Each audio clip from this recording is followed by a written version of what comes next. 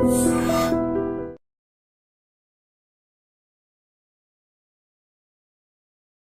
Hello నమస్తే, welcome to I dreams. నేను మీ Madhuri. Sugar వ్యాధి మనకి ఇప్పుడు తరచూ కూడాను 30 ఏళ్ళు నిండిన వాళ్ళలో ఎక్కువగా బాధిస్తున్న వ్యాధి. మరి ఈ వ్యాధిని నియంత్రించుకోవచ్చా? ఒకవేళ వచ్చిన తర్వాత దీన్ని ఎలా కంట్రోల్ చేసుకోవాలి?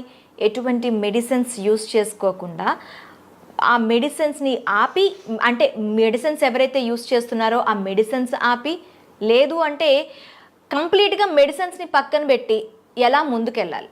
అలాగే ఇంట్లోనే మనకు దొరికిన చిన్న చిన్న వస్తువులతో మనకి షుగర్కి ట్రీట్మెంట్ మనం ఇంట్లోనే ఎలా చేసుకోవాలి, ఇవన్నీ చెప్పడానికి డాక్టర్ శ్రీఎల్ వెంకట్రావు గారు మనతో పాటు ఉన్నారు. ఆయన అడిగి తెలుసుకుందాం. నమస్తే సార్. నమస్తే డాక్టర్ గారు. షుగర్ వ్యాధి ఇప్పుడు 30లో పడ్డారు అంటే వాళ్ళకి మ్యాక్సిమంగా కనిపిస్తున్న ఒక వ్యాధి. అది ఏంటి అంటే జీవనశైలిలో బీపీ షుగర్లు ఎలా అయిపోయాయి అంటే, ఒక బీపీయా షుగరా ఓకే అది కామన్, జలుబు దగ్గు ఎలా వస్తుందో అవి కూడా అంత కామన్ అయిపోయాయి. కాకపోతే అవి లాంగ్ టర్మ్లో మనిషి శరీరం పైన, మనిషి ఆరోగ్యం పైన తీవ్ర ప్రభావం చూపిస్తున్నాయి. మరి అయితే షుగర్ వ్యాధికి సంబంధించి మనకి రివర్స్ షుగర్ని ఎలా చేసుకోవాలి, అలాగే షుగర్ వ్యాధిని ఒక్కసారి మనం డయాగ్నోస్ చేసిన తర్వాత దానికి ఎలాంటి రెమెడీస్ యూస్ చేయాలంటారు? షుగర్ అనేది అది అసలు జబ్బే కాదు, మనం కొనుక్కు తెచ్చుకుందే. మనం పూర్వీకులు ఒక తరం ముందుకు వెళ్తే చక్కగా నడిచేవారు. ఆటోలు లేవు, బస్సులు లేవు, నడిచేవారు. నడిచినంతకాలం షుగర్ లేదు కదా. పోయి నడిస్తూ నాకుతో పాటు సైకిల్ దొక్కేవారు. అసలు ఇప్పుడు ఎవరైనా సైకిల్ దొక్కేవాళ్ళు ఉన్నారా? గ్రామాల్లో కానీ పట్టణాల్లో కానీ ఎవరైనా సైకిల్ దొక్కేవాళ్ళు ఉన్నారా? అంతే.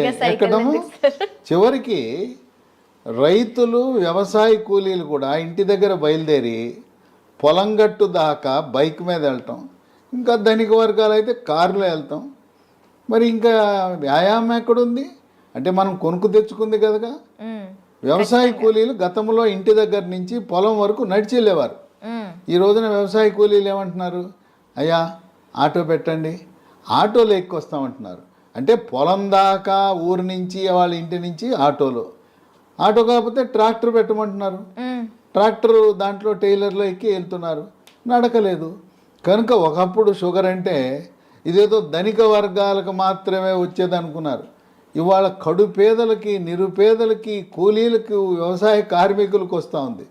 ఎందుకంటే ఇవాళ అంటే పనులు చేయటంలా 30 ఏళ్ళోళ్ళే కాదు సార్, అంతకన్నా తక్కువ ఉన్న ఏజ్ ఉన్న వాళ్ళకి కూడాను ఇప్పుడు షుగర్ అనేది కనిపిస్తుంది. అంటే గరిష్టంగా 30 ఏళ్ళు అనేది ఒక ప్రామాణికం. ఇప్పుడు శ్రామిక వర్గానికి రాదు, ఇది పేదవాళ్ళ జబ్బు కాదు, అబ్బా కోటీశ్వర్ల జబ్బు అనుకునేవారు, అందుకే షుగర్ అనేవారు. ఇప్పుడు ఏమైంది? మరి కూలి పని చేసుకునే వాళ్ళకు కూడా వస్తుంది. ఎందుకు వస్తుంది?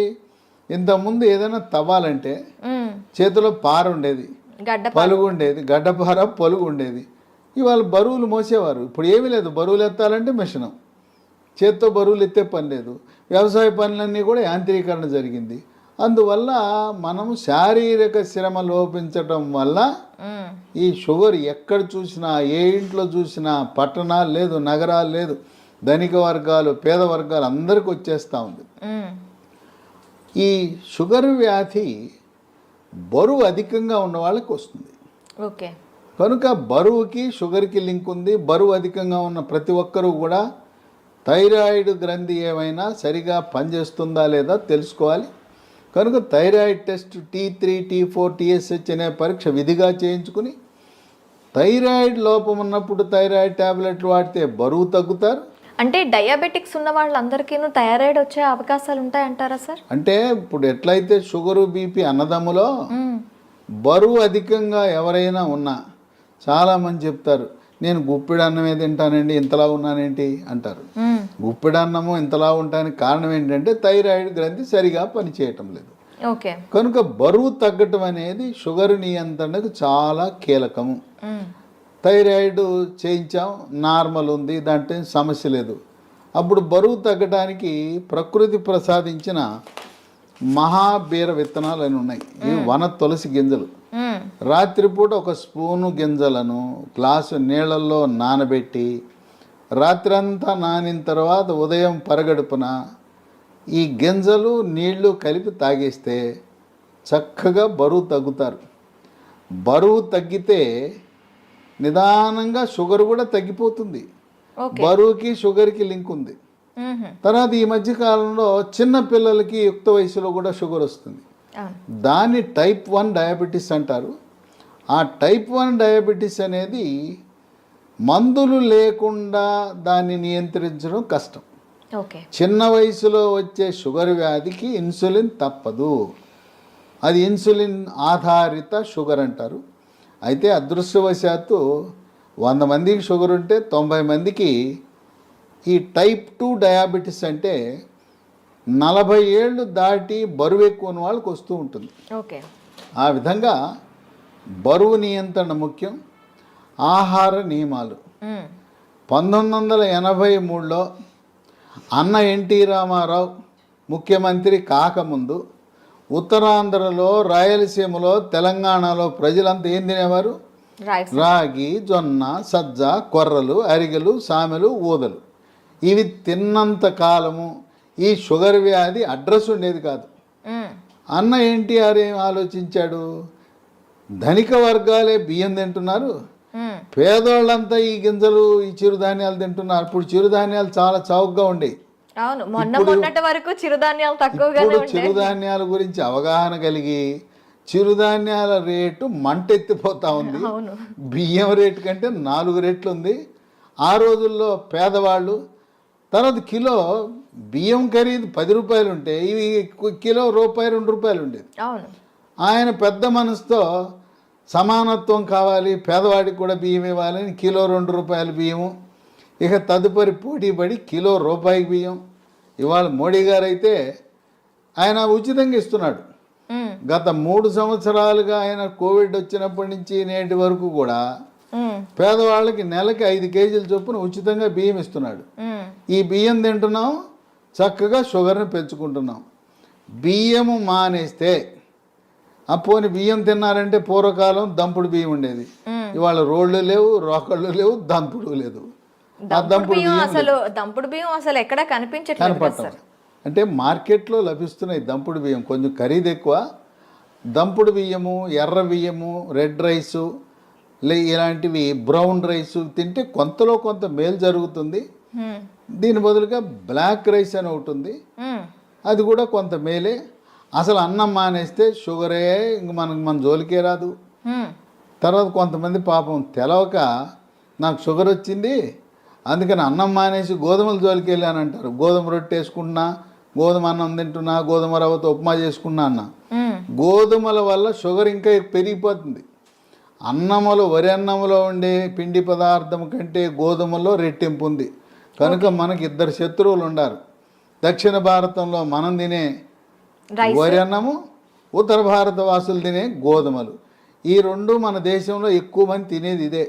పేద, ధనిక అన్ని వర్గాలు తినేది.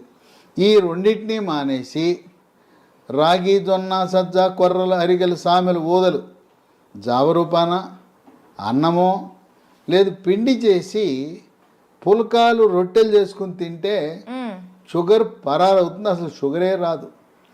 కనుక మనం తీసుకునే ఆహార నియమాలు అనేది చాలా ముఖ్యం. వీటితో పాటు వ్యాయామం చేయాలి. నడక ముఖ్యం. యోగా, ప్రాణాయామము, ధ్యానము, నడక. ఇప్పటికైనా షుగర్ ఉన్నవాళ్ళు మీకు బైక్ ఉండొచ్చు కాక, కారు ఉండొచ్చు కాక, ఉన్న ఒక సైకిల్ కొనండి, కొత్త సైకిల్ ఒకటి కొని తొక్కండి. సైకిల్ తొక్కితే పోనీ బయట తొక్కడం వీలు కాకపోతే ఇప్పుడు కూడా కొంతమంది సైకిల్ స్టాండ్ వేసి ఇంట్లోనే తొక్కుతుంటారు, స్టాండ్ వేసి తొక్కుతుంటారు. సైకిల్ తొక్కితే బరువు తగ్గుతారు, మోకాళ్ళ నొప్పులు తగ్గుతాయి, కండరాల నొప్పులు తగ్గుతాయి, షుగర్ కూడా నియంత్రణలోకి వస్తుంది. మన ఇంట్లో వాషింగ్ మెషిన్ ఎట్లా ఉంటుందో, బట్టలు ఉతికే మిషన్, టీవీలు ఉంటాయి, గేజర్ ఉంటుంది, అట్టాగే వెయింగ్ మెషిన్ కూడా ఉండాలి. ప్రతిరోజు ఇంట్లో ఉన్న ప్రతి ఒక్కరు కూడా బరువు చూసుకోవాలి. ఇది ఎక్కడా కనపడదు. వాషింగ్ మెషిన్ కొన్నవాళ్ళు వెయింగ్ మెషిన్ ఎంత ఉంటుంది చూడండి. వెయింగ్ మెషిన్తో మరీ ముఖ్యంగా షుగర్ ఉన్నవాళ్ళు వెయింగ్ మెషిన్ తప్పనిసరి. దాంతోపాటు ప్రతిరోజు మన షుగర్ ఎంత ఉందో చూసుకునే చిన్న పెద్ద ఖరీదు ఉండదు, 700 రూపాయలు గ్లూకోమీటర్ అనే పరికరము, దాంతో చూసుకోవాలి. అట్లాగే షుగర్ నియంత్రణ గత 3 నెలలుగా ఎలా ఉన్నది అని చేసే ఒక పరీక్ష ఉన్నది, దాని పేరు HbA1c పరీక్ష. ఆ పరీక్ష 3 నెలలకు ఒకసారి చేసినప్పుడు 7 కంటే తక్కువ ఉంటే నియంత్రణ బాగున్నది అని అర్థమవుతుంది. ప్రతి మంత్లో కూడా చేస్తారా సార్ ఇది? కాదు, 3 నెలలకు ఒకసారి చేయాలి. ఓకే, ప్రతి నెల అవసరం లేదు, 3 నెలలకు ఒకసారి. మా ఇంటి పక్కనే ల్యాబొరేటరీ ఉందని గ్లూకోమీటర్ కొంట మాత్రం మానకూడదు. మన ఇంటి పక్కన ల్యాబొరేటరీ ఉంటే HbA1c పరీక్ష చేయించుకోండి. ఈ చిరుధాన్యాల గురించి చెప్పాను. చిరుధాన్యాలతో చేసే బిస్కెట్లు, చాక్లెట్లు అందుబాటులోకి వచ్చినాయి. లీ హెల్త్ అనే కంపెనీ వాళ్ళు మిల్లీ కుక్కీస్ అని బిస్కెట్లు తయారు చేశారు. ఓకే, ఇవి 3 పూట్ల 3 తినచ్చు. ఈ బిస్కెట్లు తింటే షుగర్ పెరగదు. అట్లాగే చాక్లెట్ రూపాన మిల్లీ న్యూట్రీ బార్ అని, ఇవి తయారు చేసేది కేంద్ర ప్రభుత్వ అధీనంలో ఉండే సంస్థ, మార్కెటింగ్ చేసేది లీ హెల్త్ అనే కంపెనీ. ఓకే, ఇవి కూడా షుగర్ ఉన్న వాళ్ళు తినటం చాలా మేలు జరుగుతుంది. ఇవి కావాల్సిన వాళ్ళకి ఒక నంబర్ ఇస్తాను, వాళ్ళకి ఫోన్ చేయండి. 9502897374. ఓకే, 9502897374. ఓకే. కనుక ఈ చిరుధాన్యాలు ఈరోజు మనకు చాలా కీలక పాత్ర పోషిస్తున్నాయి. చిరుధాన్యాలు నమ్ముకోండి, షుగర్కి అసలు మందులు అవసరం లేదు. అయితే ఇంట్లో మనకి ఏమైనా ఉన్నాయా సార్ చిట్కాలు? ఇంట్లో చిట్కాలు ఉన్నాయి. మీకు ఎవరైనా మీకు కొన్ని లక్షణాలు కనపడినప్పుడు ఒంటి మీద నల్లటి రంగు, మెడ ముందు బాగా నల్లగా అవుతుంది, లేదా కంటి మీద రెప్పల మీద కురుపులు, మూత్రంలో చీమకణాలు, మహిళలకైతే తరచుగా వైట్ డిశ్చార్జ్ తెలిపోవటం, ఇలాంటి లక్షణాలు కనపడి షుగర్ పరీక్ష ఏమి తినకుండా చేయించినప్పుడు షుగర్ మొట్టమొదటిసారిగా బయటపడితే మీరేమి నిరాశ నిస్పృహకు గురవద్దు. అసలు ముందు డాక్టర్ రాసేస్తాడు, పేజీ నిండా రాసేస్తాడు మందులు, రాంచుకోండి. ఆయన కొనమంటే సార్ డబ్బులు లేవండి తర్వాత కొంటానండి, ఎందుకంటే డాక్టర్ రాసి ఇచ్చినాక నా మందుల షాప్ ఉంది అక్కడే కొని అంటాడు. మీరు ఆయన ఎందుకు ఇబ్బంది పెట్టడం? నేను వాడనంటే బాధపడతాడు, డాక్టర్ రాసిస్తాడు, మీరు వాడద్దు, మందులు కొనద్దు, డబ్బులు లేవని చెప్పండి, అప్పు ఇస్తానంటే అప్పు తీసుకోనని చెప్పండి. అసలు మందులే అవసరం లేదు. టైప్ 2 డయాబెటీస్ కొత్తగా బయటపడితే మందులు లేకుండా నియంత్రించవచ్చు. బరువు తగ్గండి, ఆహార నియమాలు పాటించండి. నేను చెప్పినట్టుగా అన్నముకి గోధుమలకు స్వస్తి పలికి మనం కేవలం చిరుధాన్యాలు మాత్రమే వాడుతూ ఇంట్లో వాడుకోవటానికి 10 రకాల గృహ వైద్యాలు, చిట్కా వైద్యాలు, హోమ్ రెమెడీస్ ఉన్నాయి. 10 అవసరంలా. మీకు నచ్చినవి మెచ్చినవి 1, 2, 3 చూసుకోండి. మీకు ఏది బాగుంటే వాడండి. బ్రహ్మాండంగా ట్యాబ్లెట్లు లేకుండా, ఇన్సులిన్ లేకుండా 100కి 100 పాళ్ళు షుగర్ నియంత్రణ అవుతుంది. అంతేకాదు మాకు తెలవకుండా పిచ్చాళ్ళలాగా మేము మొదలెట్టేసామండి, డాక్టర్ గారు రాసి ఇచ్చాడు, గత 3 ఏళ్ళగా 4 ఏళ్ళగా మేము వాడుతున్నామంటే 5 సంవత్సరాలుగా ట్యాబ్లెట్ వాడుతున్న వాళ్ళకు కూడా షుగర్ని రివర్స్ చేయొచ్చు, డయాబెటీస్ని రివర్స్ చేయొచ్చు.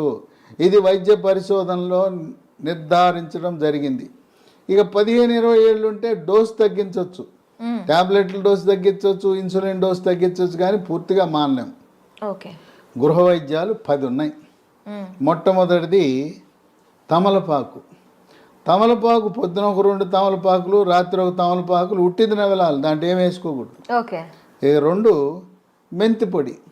ఉదయం 1 స్పూన్ మెంతిపొడి, రాత్రి 1 స్పూన్ మెంతిపొడి నీళ్ళలో కలుపుకొని తాగాలి. ఇక మెంతులు రాత్రిపూట నానబెట్టి నానిన మెంతులను నవిలేస్తూ ఆ నీళ్ళను కూడా తాగుతారు కొంతమంది. ఇదే కాకుండా మెంతులు 250 గ్రాములు, వాము 100 గ్రాములు, నల్ల జీలకర్ర 50 గ్రాములు, ఈ 3టిని విడివిడిగా దోరగా వేయించి చల్లారిన తర్వాత 3టిని కలిపి మిక్సీలో వేయాలి. పొడిని ఒక సీసాలో పెట్టుకుని ఉదయం 1 స్పూను, రాత్రి 1 స్పూను, అంటే దీంట్లో వేయవలసింది మెంతులు 250 గ్రాములు, వాము 100, జీలకర్ర మామూలు జీలకర్ర కాదు, నల్ల జీలకర్ర. నల్ల జీలకర్ర 50 వాడితే కొంచెం చేదు ఉంటుంది కానీ బ్రహ్మాండంగా పనిచేస్తుంది. కేవలం మెంతిపొడే కాకుండా ఈ 3 కలిపితే ఇక ఏ ట్యాబ్లెట్ అవసరమే ఉండదు. ఓకే. ఇక 3 ఇన్సులిన్ మొక్కలు దొరుకుతాయి. ఉదయం 1 కానీ 2 కానీ మీ అవసరాన్ని బట్టి గ్లూకోమీటర్ పరీక్షను బట్టి ఉదయం 1 2 ఆకులు, రాత్రి 2 ఆకులు నవిలేయటమే. ఇంట్లో మొక్కలు పెట్టుకోండి, కుండీలో కూడా పెట్టుకోవచ్చు. ఓకే. నేల లేకపోయిన వాళ్ళు, అపార్ట్మెంట్ వాళ్ళు కూడా కుండీలో పెట్టుకోండి, ఇన్సులిన్ మొక్కను పెంచుకోండి. అవి మీ షుగర్ని నియంత్రిస్తాయి. ఇక 4 మన గ్రామాల్లో ఎక్కడ చూసినా జామ ఆకులు ఉంటాయి, జామ చెట్లు ఉంటాయి. జామ ఆకులు ఒక 8 ఆకులు తీసుకుని ఓ 1/2 లీటర్ నీళ్ళు తీసుకుని దాన్ని గ్యాస్ స్టవ్ మీద పెట్టి మూత పెట్టి సిమ్లో పెట్టి 1/2 గంట కాయాలి. జామ ఆకుల రసం నీళ్ళలోకి దిగి తెల్లగా ఉండే నీళ్లు కొంచెం గోధుమ రంగులోకి మారుతాయి. అవి ఉదయము రాత్రి జామ ఆకుల ఈ రసాన్ని తాగితే బ్రహ్మాండంగా నియంత్రించబడుతుంది. ఇక 5 జామ ఆకులు ఎలా వాడామో, మామిడి ఆకులు 8 జామ ఆకులు బదులు 8 మామిడి ఆకులు ఉదయము రాత్రి వాడండి. ఇంకొక వరుస ఏంటంటే సోమవారం నాడు మీరు జామ ఆకులు వాడితే మంగళవారం మామిడి ఆకులు, రోజు మార్చి రోజు ఒక ఆకు వాడుతూ ఉండండి. లేదు ఇంకా కావాలంటే 3వ రోజు ఇన్సులిన్ ఆకులు వాడండి. ఇంకా నేను చెప్పాల్సిన అవసరం లేదు. ఒకసారి మీకు సూచిస్తే నాకంటే ఎక్స్పర్ట్లు మీరు ఈ చిట్కాలను ఎలా వాడాలి అనేది నేను చెప్పాల్సిన అవసరం లేదు. మీరే ఇంకా 10 మందికి చెప్పగలుగుతారు. ట్యాబ్లెట్ అవసరం లేదు. చిట్కాల గురించి మీరే ఇంకా మీ స్వీయ అనుభవాన్ని 10 మందికి పంచివ్వగలుగుతారు. ఇక 6 కాకరకాయ. కాకరకాయ రసము ఉదయము రాత్రి. కొన్ని సందర్భాల్లో కాకరకాయ దొరకవు సీజన్ బట్టి. కాకరకాయ రసం కూడా షుగర్ని బాగా నియంత్రిస్తుంది. కాకరకాయ దొరకకపోతే హిమాలయ కంపెనీ వాళ్ళు కరేలా అనే ట్యాబ్లెట్ తయారు చేశారు కాకరకాయ నుంచి. ఉదయం 1 ట్యాబ్లెట్, రాత్రి 1 ట్యాబ్లెట్ వేసుకోవచ్చు. అమ్మో మెంతిపొడి నేను తినలేకపోతున్నానండి, చేదుగా ఉంటుందని అనే వాళ్ళకి ఇదే హిమాలయ కంపెనీ వాడు మేతి అని ఒక ట్యాబ్లెట్ తయారు చేశాడు. దాని పేరు మేతి. కంప్లీట్గా మనకి ఆయుర్వేద ప్రోడక్ట్స్ ఇవి. అది పొద్దున 1 ట్యాబ్లెట్, రాత్రి 1 ట్యాబ్లెట్, మెంతుల నుంచి చేసిన ట్యాబ్లెట్ వేసుకుంటే షుగర్ నియంత్రణ జరుగుతుంది. ఇక 7 ఆకాశ పండు, షుగర్ బాదం, స్కై ఫ్రూట్. ఇవి భారతదేశంలో లక్షలాది మంది వాడుతున్నారు. ఇదేంటి ఆకాశ పండు అని పేరెట్టారు ఎందుకంటే పెద్ద చెట్టు 100 అడుగులు ఎత్తి పెరుగుతుంది. దీనికి కాయ రాగానే కాయ నేలంక చూడకుండా పైకి చూస్తుంది. ఆ కాయ పైకి చూస్తుంది కనుక దీని ఆకాశం కాయ చూస్తుంది కనుక ఆకాశ పండు అని. ఇది షుగర్ని తగ్గిస్తుంది కనుక షుగర్ బాదం అని పెట్టారు. ఇవి గింజలు లభిస్తాయి. 2 గింజలు, పొద్దున 1 గింజ, రాత్రి 1 గింజ. ఆకాశ పండు యొక్క గింజ పై నుండే గోధుమ రంగు పొరను తొలగించి తెల్లగా ఉంటుంది లోపలికి. ఆ గింజని ట్యాబ్లెట్ మింగినట్టు మింగాలి. అది ఏమన్నా నవిలారా, కషాయమే. అంత చేదు అధికంగా ఉంటుంది. దీనివల్ల అనేక మంది ప్రయోజనం పొందారు. ఇక 8 పన్నీర్ పూలు విత్తనాలని ఉంటాయి. వీటిని 15 విత్తనాలు రాత్రిపూట 1 గ్లాసు నీళ్ళలో వేసి నానబెట్టాలి. పొద్దున్నే చింతపండు నుంచి మనం పులిహార చేసుకోవడానికి చింతపండు రసం ఎలా తయారు చేస్తాం, పిసుకుతామా? అలా గింజలను పిసికేస్తే రసం వస్తుంది. రసం వచ్చిన తర్వాత వడపోసి ఆ నీళ్లు తాగితే బ్రహ్మాండంగా పన్నీర్ పూలు ఈ రసంతో కూడా షుగర్ నియంత్రణ బాగా జరుగుతుంది. 9 పనస పొడి. దోరగా పండింది. పచ్చిదేమో పనస పండు ఆకుపచ్చ రంగు, పండితే పసుపు రంగు ఉంటుంది. మధ్యస్థంగా ఉండే పనస పండు తొనలని వాటిని గింజ తీసి తొనలు ముక్కలు ముక్కలుగా చేసి ఆ తొనల ముక్కలను ఎండబెట్టి పొడి చేసి ఉదయము మధ్యాహ్నము రాత్రి ఒక్కొక్క పూట 30 గ్రాముల చొప్పున టిఫిన్లోను అన్నంలోను 3 పూట్ల వాడితే ఇవి ట్యాబ్లెట్ లాగా పనిచేస్తే పనస పొడి. మాకు ఈ ఓపిక లేదండి, పనసకాయలు తెచ్చుకోలేము, ఎండబెట్టుకోలేమనే ఒకరికి అమెజాన్లో ఇది దొరుకుతుంది. దీన్ని జాక్ ఫ్రూట్ అంటారు. జాక్ ఫ్రూట్ 365 అనే బ్రాండ్తో పనస పొడి లభిస్తుంది. అది కొని వాడుకోవచ్చు. ఇక 10 వేప చెట్లు ఎక్కడ పడితే అక్కడ ఉంటాయి. వేప ఆకులు వాటిని వేప ఆకు నుంచి బెరడు నుంచి వేరు వరకు కూడాను అన్ని మంచి పనిచేస్తాయి. ఔషధ వేప ఆకుల వినియోగం ఉదయము రాత్రి వేప ఆకులు నవిలేస్తే, అంటే ఇక్కడ మనం ఒకటి గమనించాలి, షుగర్ తీగ ఉంటుంది కదా, తీయటి జబ్బు మనకు వచ్చింది, మన విరుగుడు ఏమేస్తున్నాం, చేదేస్తాం. తీయడానికి తీయని జబ్బుకి చేదు మందులు వేస్తున్నాం, చేదు చిట్కాలు వాడుతున్నాం. చూడండి, అన్నీ కూడా ఏది చూసినా చేదు కషం. అదేమో షుగర్ జబ్బు, షుగర్ని తీపిని చేదుతో విరుగుడు విధంగా మనం చేస్తున్నాం. కనుక షుగరు వచ్చిందని ఏమీ దిగులు పడద్దు. మీ యొక్క వైవాహిక జీవితానికి కానీ పిల్లలు పుట్టడానికి కానీ ఎటువంటి ఇబ్బంది ఉండదు. కొంతమందికి ఒక అనుమానం ఉంటుంది, అమ్మాయికి చిన్న వయసులోనే షుగర్ వచ్చిందంట, పెళ్లి చేసుకుంటే నా వారసులు పుడతారో లేదో అని అనుమానం ఉంటుంది. చిన్న వయసులో టైప్ 1 డయాబెటీస్ వచ్చిన మగవ పిల్లలు కానీ ఆడపిల్లలను కానీ ఎటువంటి సంకోచము లేకుండా వివాహం చేసుకోవచ్చు. ఓకే, సంసార జీవితానికి కానీ తర్వాత పిల్లలు పుట్టడానికి కానీ ఎటువంటి ఆటంకము కాదు. చిన్న వయసులో ఉంటే ఇన్సులిన్ కావాలి, పెద్ద వయసులో బయటపడితే మన ఆహార నియమాలు, గృహ వైద్యాలు, బరువు తగ్గటము, వీటితో సంపూర్ణంగా నియంత్రించవచ్చు. ఈ వీడియోని 10 మందికి షేర్ చేయండి. ఈ సమాచారం మీలోనే దాచుకోకుండా మీ సోషల్ మీడియా ద్వారా, మీ వాట్సాప్ ద్వారా, మీ స్నేహితులకు, బంధువులకి, తెలిసిన వాళ్ళందరికీ కూడా దీన్ని షేర్ చేసి దీన్ని పంపించి అందరూ దీనివల్ల ప్రయోజనం పొందేలా ఒక సందేశం వెళ్ళాలి. షుగర్ వ్యాధి ఉంటే దిగులు చెందవద్దు, షుగర్ వ్యాధిని చేదు వస్తువులతో మనం తిప్పి కొట్టచ్చు అనే సందేశం సమర్థవంతంగా మనం ప్రచారం చేద్దాం. Okay sir, thank you very much. చూసారు కదా, ప్రతి ఇంట్లో కూడా షుగర్ బారిన పడి బాధపడుతున్న వాళ్ళు చాలామంది ఉంటారు. వాళ్ళందరికీ కూడాను ఈ సమాచారం అనేది ఖచ్చితంగా అందాలని ఐ డ్రీమ్ తరపున కోరుకుంటున్నాం. మరొక అంశంతో మీ ముందుకు వస్తాం. Stay with us.